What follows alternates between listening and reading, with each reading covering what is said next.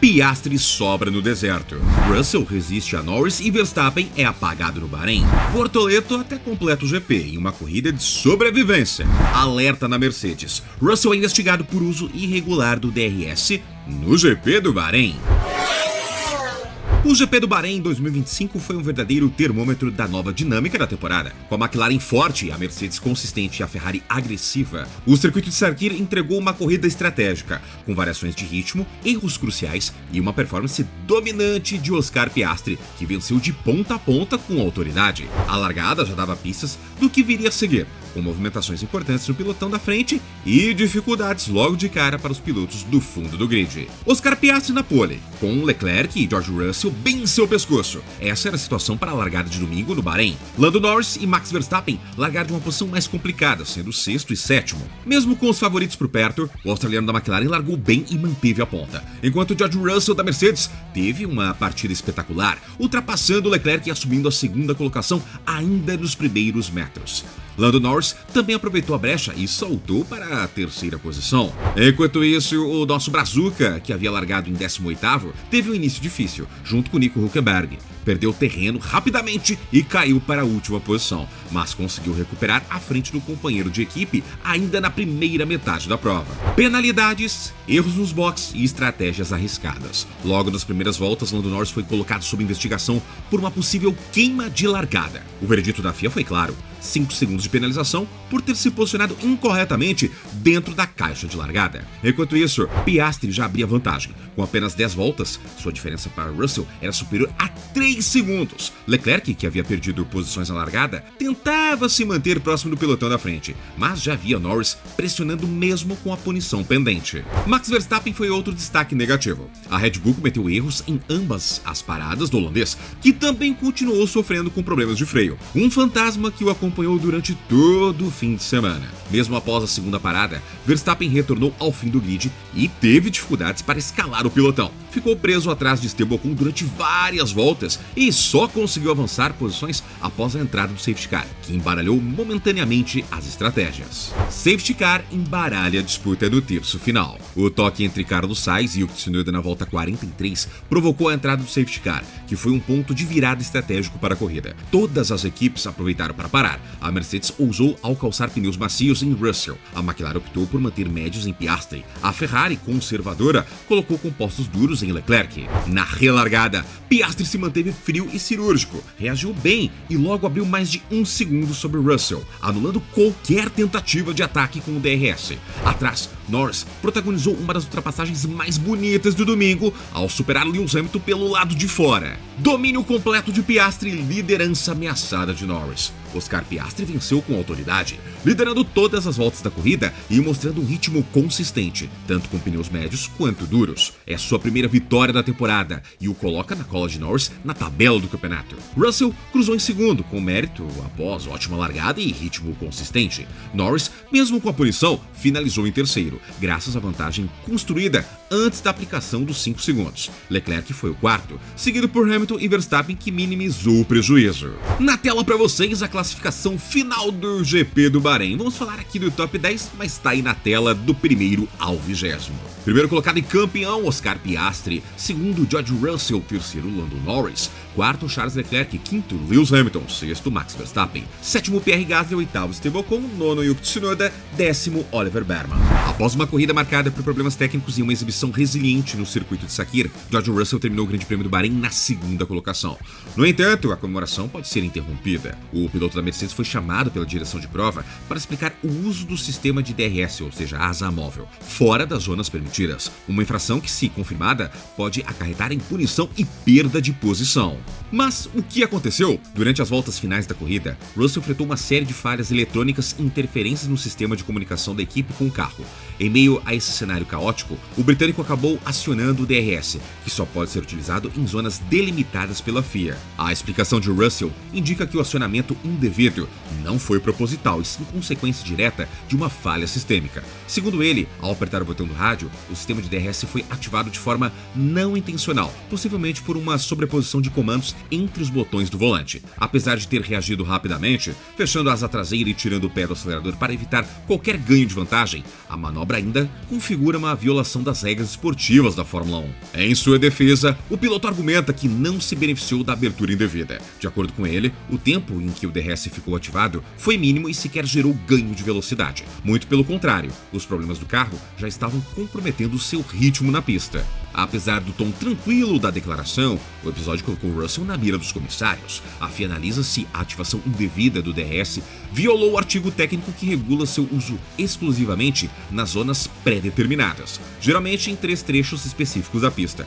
quando o piloto está a menos de 1 segundo do carro à frente. Se os comissários concluírem que houve ganho de performance ou que o uso regular influenciou no resultado da corrida, o britânico pode ser penalizado com tempo adicional, perda de posições ou até desclassificação da prova, ainda que essa última hipótese seja considerada extrema. Contexto da corrida: sobrevivência e superação. Independentemente da decisão dos comissários, o desempenho de Russell no Bahrein foi digno de nota. Após uma largada forte, o piloto da Mercedes rapidamente superou Charles Leclerc e assumiu o segundo lugar, tentando perseguir Oscar Piastri, que dominou a corrida e garantiu a vitória com folga. Mesmo enfrentando falhas técnicas, Russell manteve a calma, administrou a pressão de Lando Norris nas voltas finais e cruzou a linha de chegada 15 segundos atrás do líder, conquistando o melhor resultado da Mercedes na temporada até agora. Mas o que era motivo de celebração pode sim acabar virando polêmica. Uma eventual punição deixaria o caminho livre para Norris, atual líder do campeonato, somar mais pontos e abrir vantagem na tabela, além de redesenhar o pódio da etapa. O que diz o regulamento da FIA sobre o DRS?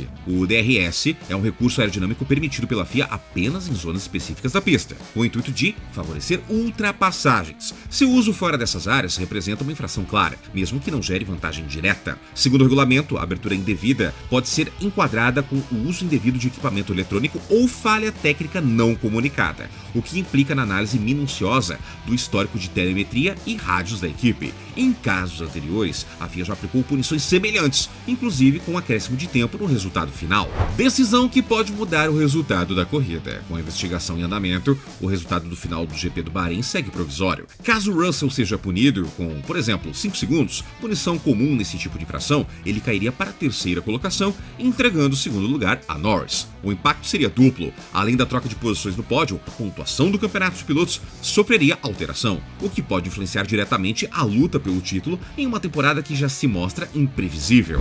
Gabriel Bortoleto enfrentou um domingo para lá de desafiador no deserto de Sakhir. O brasileiro cruzou a linha de chegada em 19º lugar, à frente apenas de Carlos Sainz, que ainda abandonou a prova, mas distante dos pontos e sem conseguir capitalizar oportunidades, mesmo com a entrada do safety car. Ao contrário da maioria do grid, Gabriel e alguns poucos pilotos apostaram em largar com pneus médios. A ideia era resistir mais na primeira parte da corrida e tentar tirar proveito de uma janela de pitstops prolongada, em caso de safety car ou desgaste elevado dos pneus macios, algo comum nas curvas de alta abrasividade no circuito bahrenita. Com temperatura ambiente na casa dos 27 graus e asfalto a 33 graus, as condições estavam mais amenas do que nos treinos, o que favorecia stints mais longos, mas ainda assim o equilíbrio do carro era um problema evidente para a equipe suíça. Largada complicada e pouco espaço para a reação.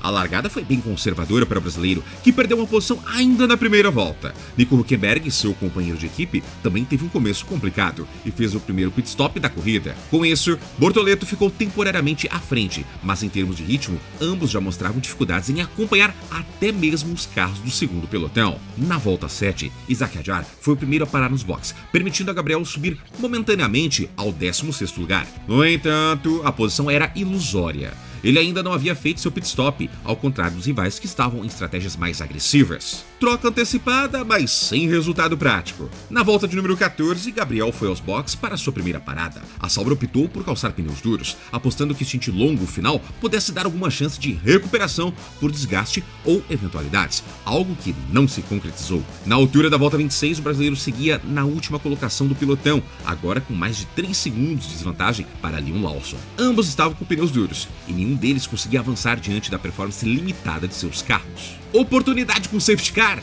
mas sem reação. O único momento em que Gabriel poderia ter tirado proveito da corrida veio na volta 32, quando Carlos Sainz e Yuki Tsunoda se tocaram, forçando a entrada do safety car. A maior parte do grid aproveitou para fazer uma segunda parada, inclusive Gabriel, que trocou os duros por médios, buscando alguma chance de ataque nas voltas finais. Porém, na relargada, nada mudou, nada mesmo. Gabriel permaneceu na 20ª colocação, sem conseguir se aproximar de Lance Stroll ou ameaçar um avanço. O ritmo da Sauber seguiu abaixo do necessário para qualquer tentativa de progressão, e o brasileiro limitou-se a evitar erros até a bandeirada final. Conclusão: um domingo sem brilho, mas necessário. Apesar da posição modesta e do desempenho discreto, a corrida de Gabriel Bortoleto no Bahrein serviu como mais um capítulo de aprendizado em sua temporada de estreia. A Sauber vive um momento de dificuldade técnica, com um carro que ainda não oferece ferramentas reais para disputa direta no pelotão intermediário. Mesmo assim, o Brazuca terminou a prova, escapou de incidentes e continua somando quilometragem valiosa para seu desenvolvimento na elite do automobilismo.